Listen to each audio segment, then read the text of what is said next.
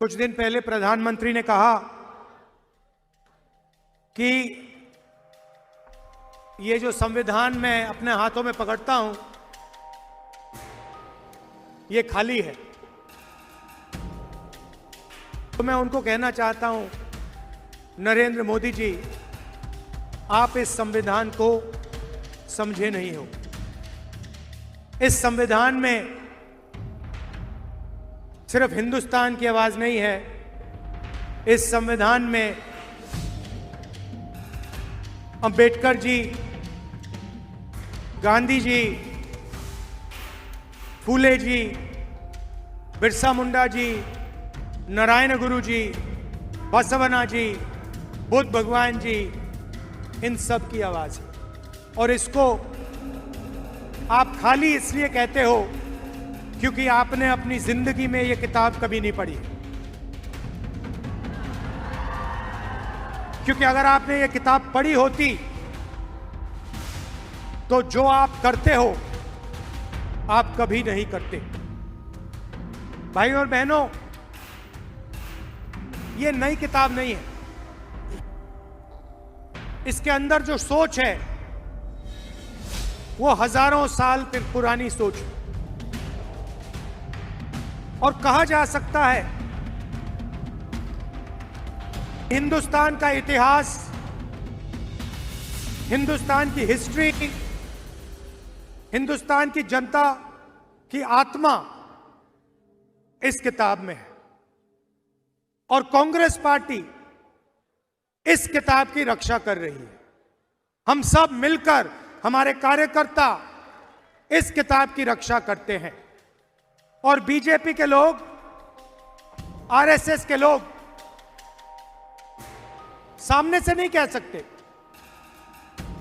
मगर छुपकर बंद कमरों में अंबेडकर जी के संविधान को खत्म करने की कोशिश करते हैं। सामने नहीं आ सकते, क्योंकि जिस दिन उन्होंने सामने कह दिया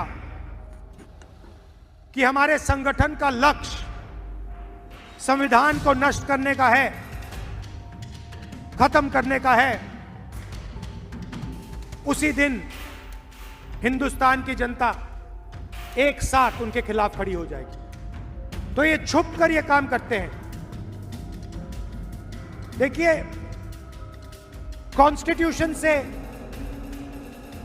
हिंदुस्तान की संस्थाएं निकलती हैं, बनती हैं। चाहे वो हमारा शिक्षा का सिस्टम हो, स्वास्थ्य का सिस्टम हो,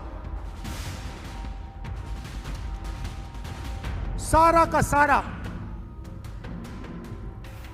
इसी किताब से बनता है। महाराष्ट्र में पैसा आता है, आप जीएसटी देते हो, वो बढ़ता है, ये किताब करवाती है। विकास होता है, दलितों की रक्षा होती है, महिलाओं की रक्षा होती है, यह किताब करती है। और अगर गरीब लोगों को फायदा हुआ है, मनरेगा हो, भोजन का अधिकार हो, हरी क्रांति हो, सफेद क्रांति हो, इस किताब के बिना नहीं हो सकती थी। आप जानते हो इस देश में इस किताब से पहले क्या होता था। वोट मिलता है आपको, ये जो चुनाव हो रहा है इसी किताब के कारण हो रहा है। नरेंद्र मोदी जी ने 25 लोगों के 16 लाख करोड़ रुपए कर्जा माफ किया है। 25 लोगों का। हिंदुस्तान के सबसे अमीर लोग हैं, उनका 16 लाख करोड़ रुपया कर्जा माफ किया है।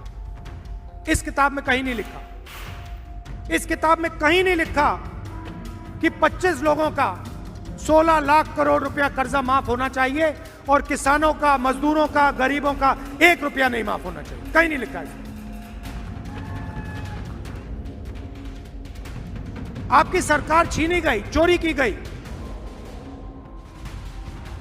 किसने चोरी की? आप क्या सोचते हो? नरेंद्र मोदी जी का उसमें हाथ नहीं था क्या? उनके नेता ने अभी बोला है कि सरकार को गिराने की जो मीटिंग हुई थी उसमें अदानी जी बैठे थे। अदानी जी क्यों बैठे थे राजनीतिक मीटिंग में? क्योंकि वे धारावी चाहते हैं। 1 लाख करोड़ रुपए का फायदा इस सरकार ने अदानी जी को दिलवाया है। किसकी जमीन? आपकी जमीन। किसकी जमीन? गरीबों की जमीन, मजदूरों की जमीन आपसे छीन कर ले जा रहे हैं। कहीं नहीं लिखा संविधान में, कहीं नहीं लिखा है कि आपकी जमीन छीनी जानी चाहिए। हम जमीन अधिग्रहण बिल लाए आपकी जमीन की रक्षा करने के लिए। तो नरेंद्र मोदी जी, बीजेपी के लोग बड़े बड़े भाषण देते हैं और फिर 24 घंटा इसको खत्म करने की कोशिश करते हैं। ये विचारधारा की लड़ाई है। एक तरफ संविधान, मोहब्बत, आदर, भाईचारा, दूसरी तरफ नफरत, हिंसा, अहंकार और इसको खत्म करने की कोशिश। यह लड़ाई चल रही है और इस लड़ाई में आप सब शामिल हो। 4000 किलोमीटर हम चले। क्या जरूरत पड़ी? क्यों जरूरत पड़ी? यात्रा का नाम भारत जोड़ो यात्रा। एक ही नारा दिया हमने, नफरत के बाजार में मोहब्बत की दुकान खोलनी है। ये जहां भी जाते हैं नफरत फैलाते हैं। एक प्रदेश को दूसरे प्रदेश से लड़ा देंगे। मणिपुर जाइए, जाके देखिए वहां क्या हुआ है। आज तक हिंदुस्तान का प्रधानमंत्री मणिपुर नहीं जा सकते और ना गए। इतिहास में नहीं हुआ ऐसे कि हमारे प्रधानमंत्री एक प्रदेश में जो जल रहा है 1.5 साल के लिए वहां गए नहीं। एक धर्म को दूसरे धर्म से लड़ाएंगे, एक जात को दूसरी जात से लड़ाएंगे, बांटने का काम करेंगे और धन 20-25 लोगों के हवाले करेंगे। देश में बेरोजगारी है, महंगाई बढ़ती जा रही है। अदानी को, अंबानी को कोई नुकसान नहीं हो रहा। उनका धन बढ़ता जा रहा है। एयरपोर्ट मिल गए, पोर्ट्स मिल गए, सड़कें मिल गई, अब धारा भी दिया जा रहा है।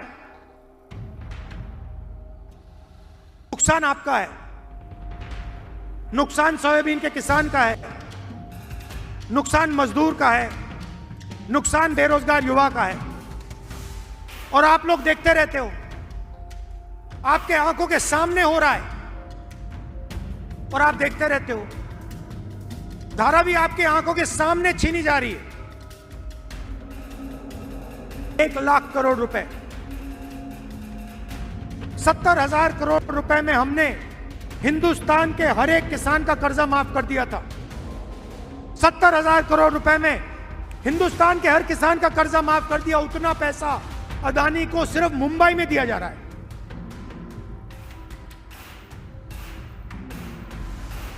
मैंने पार्लियामेंट में एक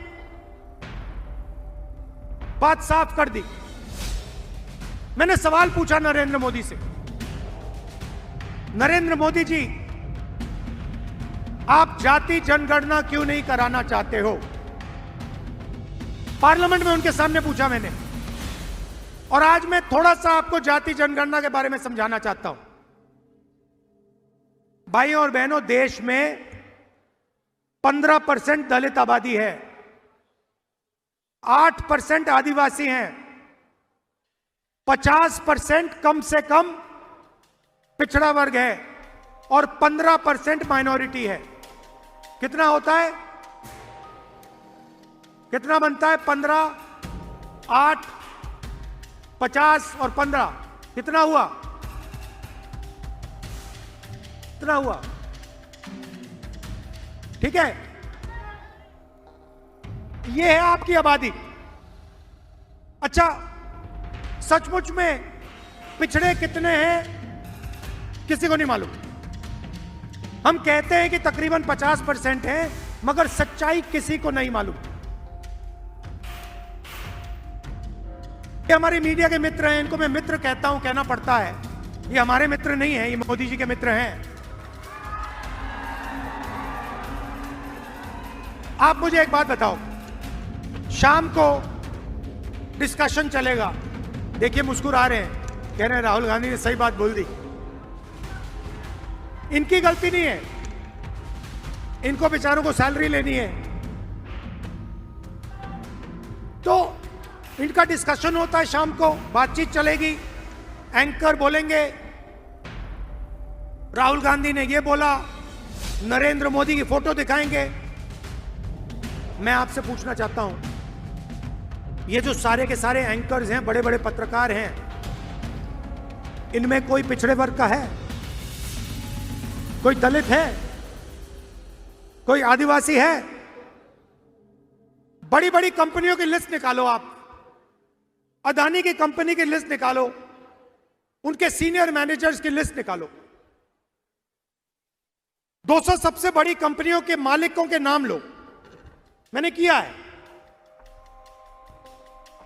और नाम में मुझे एक पिछड़े वर्ग का व्यक्ति दिखा दो, लिस्ट में एक पिछड़े वर्ग का व्यक्ति का नाम दिखा दो, एक दलित का नाम दिखा दो, एक आदिवासी का नाम दिखा दो। है ही नहीं। ना मीडिया में हो आप, ना कॉर्पोरेट इंडिया में हो, ना प्राइवेट अस्पताल आपके, ना प्राइवेट यूनिवर्सिटी कॉलेजेस आपके, ब्यूरोक्रेसी में आपके कोई नहीं। 90 लोग हिंदुस्तान का बजट बांटते हैं, आईएएस अफसर हैं। मैंने उनकी लिस्ट निकाली, मैंने कहा देखता हूं भैया इनमें से कितने दलित, कितने आदिवासी, कितने पिछड़े। ये हिंदुस्तान का पूरा बजट बांटते हैं। जो आप पैसा जीएसटी में देते हो, जेब से निकालकर शर्ट खरीदते हो जीएसटी, पैंट खरीदते हो जीएसटी, मोबाइल फोन खरीदा जीएसटी, जितनी जीएसटी अदानी देता है उतनी आप देते हो।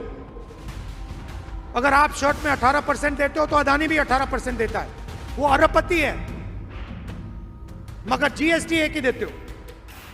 वो पैसा जाता है हिंदुस्तान की सरकार के पास, बंटता है। कौन बांटते हैं? मक्खन कौन बांटते हैं? 90 अफसर बांटते हैं। भाई और बहनों, मैंने लिस्ट निकाली, 90 में से ओबीसी कितने, दलित कितने, आदिवासी कितने, मैं बताता हूं। 90 में से एक आदिवासी है, और अगर 100 रुपए बंटते हैं बजट में, तो आदिवासी अफसर 10 पैसे बांटते हैं। 8% आबादी, 100 रुपए में से 10 पैसे भागीदारी। दलित है 15%, भागीदारी होनी चाहिए 15%। बजट बढ़ता है, दलित अफसर 3 है, 100 रुपए में से 1 रुपया उनका। दलित अफसर 100 रुपए में से 1 रुपया बांटता है।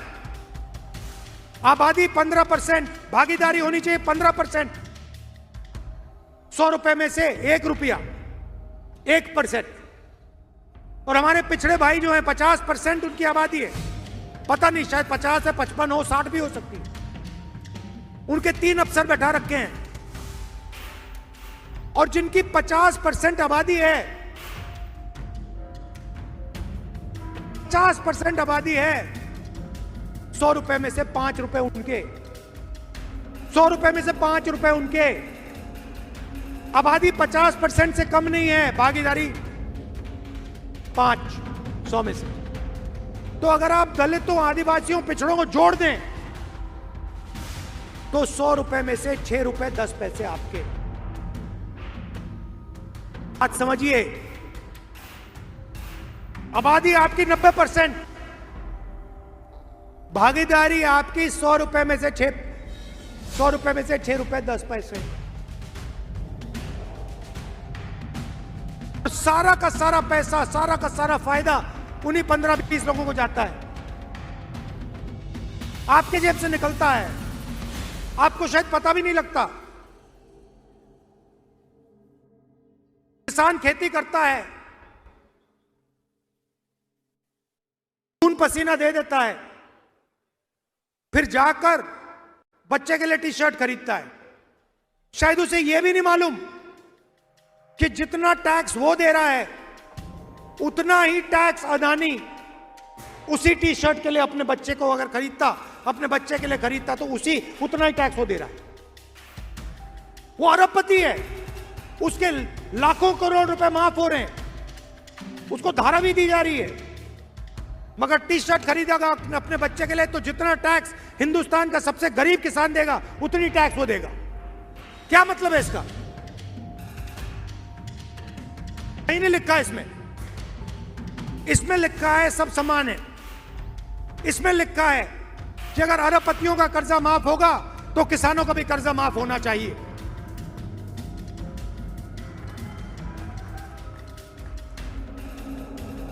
तो यह फर्क है। काम वो 15-20 लोगों के लिए करते हैं। अच्छा, महाराष्ट्र की सरकार चला रहे हैं, सुना है, मैंने सुना है महाराष्ट्र की सरकार चल रही है। तो मुझे आप बताइए, अगर महाराष्ट्र की सरकार चल रही है तो वेदांता फॉक्सकॉन का जो सेमीकंडक्टर प्लांट है, 1.5 लाख करोड़ रुपए का प्लांट, लाखों रोजगार देने वाला प्लांट, महाराष्ट्र से गुजरात कैसे चला गया? अगर महाराष्ट्र की सरकार चल रही है तो टाटा एयरबस हवाई जहाज मैन्युफैक्चरिंग प्लांट 1.8 लाख करोड़ रुपए का प्लांट, जिससे 10,000 युवाओं को रोजगार मिलता, वो गुजरात कैसे चला गया? अगर महाराष्ट्र की सरकार चल रही है तो जो आईफोन बनाने का प्लांट था, जो यहां आया था 2 लाख करोड़ रुपए का, 75,000 युवाओं को रोजगार देने वाला, वो गुजरात कैसे चला गया? अगर महाराष्ट्र की सरकार चल रही है तो बल्क ड्रग पार्क 3,000 करोड़ रुपए का, जो 80,000 महाराष्ट्र के युवाओं को रोजगार देता, वो गुजरात कैसे चला गया? अगर महाराष्ट्र की सरकार चल रही है तो गेल का जो पेट्रोलियम प्रोजेक्ट था 60,000 करोड़ रुपए का, 21,000 युवाओं को रोजगार देने वाला प्रोजेक्ट, वो गुजरात कैसे चला गया? आपने क्या गलती की है कि आपके सारे के सारे प्रोजेक्ट, सारे के सारे रोजगार दूसरे प्रदेशों में जा रहे हैं? आप में क्या कमी है? क्या आप ये काम नहीं कर सकते? आप कुछ भी कर सकते हो, आप में क्षमता है, आप में एनर्जी है, आप में कैपेबिलिटी है, मगर आपके सारे के सारे प्रोजेक्ट्स यहां से छीन कर एक के बाद एक दूसरे स्टेट में जा रहे हैं। आरवी को अदानी जी के हवाले कर दिया। सरकार आपकी नहीं है, सरकार महाराष्ट्र की नहीं है, सरकार महाराष्ट्र के युवाओं की नहीं है, सरकार अदानी की है। उसने खरीदी है आपकी सरकार, एमएलए खरीदवाए, मीटिंग में बैठा, यह सच्चाई है।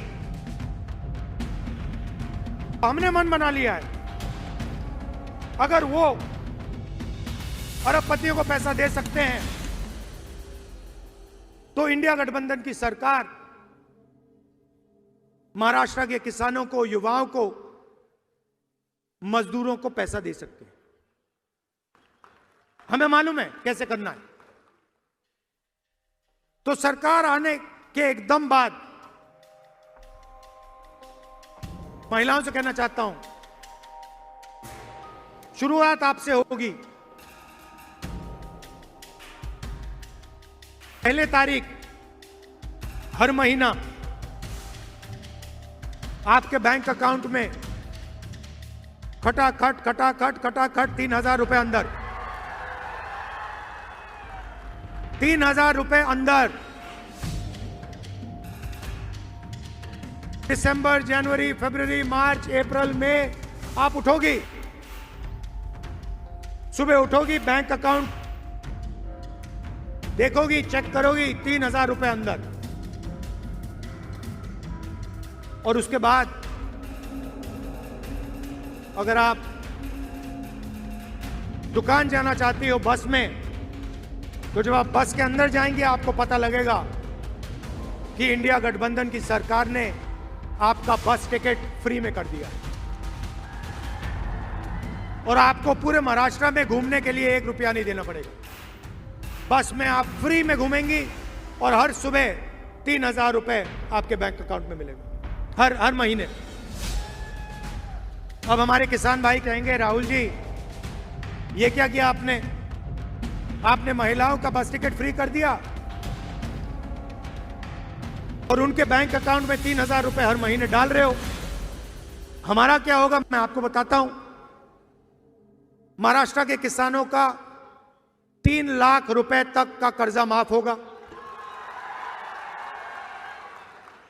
और यहां हमारे सोयाबीन के किसान हैं, बाकी महाराष्ट्र में कपास, धान के किसान हैं। आपको सही एमएसपी मिलेगी, सही दाम मिलेगा आपकी मेहनत के लिए। सेंसस की मैंने बात की, जाति जनगणना से यह पता लग जाएगा दलित कितने, आदिवासी कितने, पिछड़े कितने, भागीदारी कितनी है पता लग जाएगी।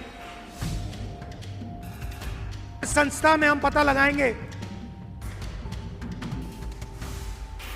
दलित कितने, आदिवासी कितने, पिछड़े कितने, और आपको पता लग जाएगा आपकी भागीदारी कितनी है। पार्लियामेंट में मैंने साफ बोल दिया, महाराष्ट्र में भी कराएंगे।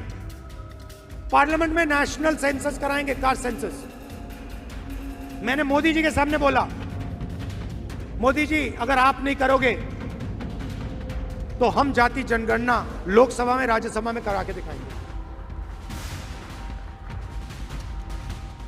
और ये जो 50% की दीवार बना रखी है, रिजर्वेशन 50% से ज्यादा नहीं होगा, इस दीवार को भी लोकसभा में, राज्यसभा में कांग्रेस पार्टी, इंडिया गठबंधन तोड़ के परे करेगी। कैसे नहीं होगा 50% से ज्यादा रिजर्वेशन? हम करवा के दिखाएंगे 50% से ज्यादा रिजर्वेशन। आपकी आबादी 90% है,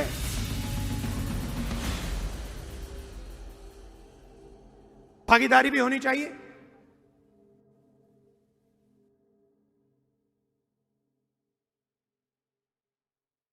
गरीब लोगों को सबसे ज्यादा कष्ट स्वास्थ्य के कारण होता है। चोट लग जाती है, दिल का दौरा हो जाता है, किसी को कैंसर हो जाता है, किडनी की बीमारी हो जाती है, लिवर की बीमारी हो जाती है। आप प्राइवेट अस्पताल में जाते हो, वही 20-25 अरबपतियों के प्राइवेट अस्पताल में आपसे लाखों रुपए लिया जाता है। टेस्ट होते हैं, एमआरआई होता है, अस्पताल के बाहर आते हो, बिल देखते हो, लाखों रुपए निकल जाते हैं जेब से। इसीलिए हमारी सरकार, कांग्रेस पार्टी, इंडिया गठबंधन की सरकार महाराष्ट्र के गरीब लोगों को 25 लाख रुपए तक का हेल्थ इंश्योरेंस देने जा रही है। आप बीमार होगे, गरीब से गरीब किसान, बेरोजगार युवा, गरीब से गरीब मजदूर बीमार होगा, आप अस्पताल में जाओगे, स्टेंट लगवाओगे, वाल्व बदलोगे, ट्रांसप्लांट कराओगे, 25 लाख रुपए सरकार आपको इलाज के लिए देगी। तो जो आपको कर्ज लेना पड़ता है वो आपको नहीं लेना पड़ेगा। हमारी सरकार गरीबों की सरकार है, अदानी अंबानी की सरकार नहीं होगी। और ये सोच रहे हैं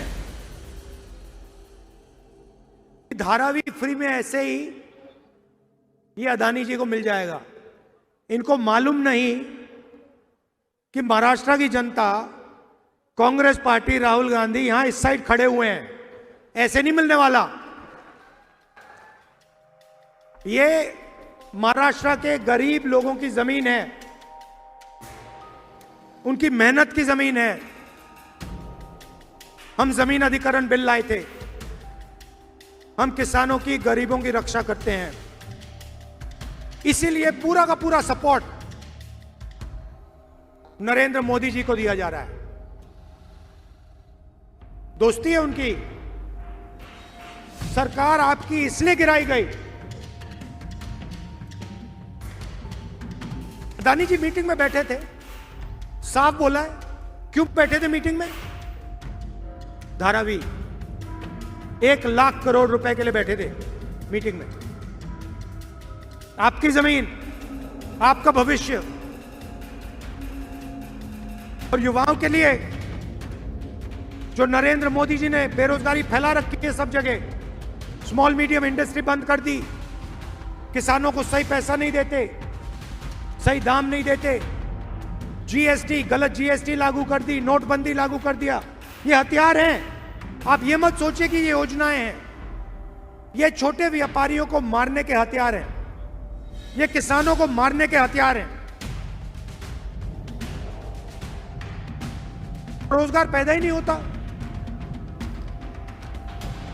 इसीलिए हमने कहा है कि 2.5 लाख सरकारी नौकरियां जो महाराष्ट्र की सरकार ने आपको नहीं दी हैं, वो हम चुनाव जीतते ही 2.5 लाख नौकरियां महाराष्ट्र के युवाओं को दे देंगे। हर जात को, गरीब से गरीब लोगों को,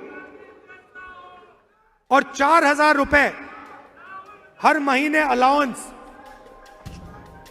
जो हमारे बेरोजगार युवा हैं उनको उस दिन तक मिलेगा जब तक वो बेरोजगार हैं। भाइयों और बहनों, जो मैंने शुरुआत में बात बोली थी, लड़ाई अंबेडकर जी के संविधान को बचाने की है। फूले जी, नारायण गुरु जी, शिवाजी महाराज, महात्मा गांधी, बुद्ध भगवान, इनकी सोच की रक्षा की लड़ाई है। आप जानते हो कि आरएसएस की सोच इन सब के खिलाफ है।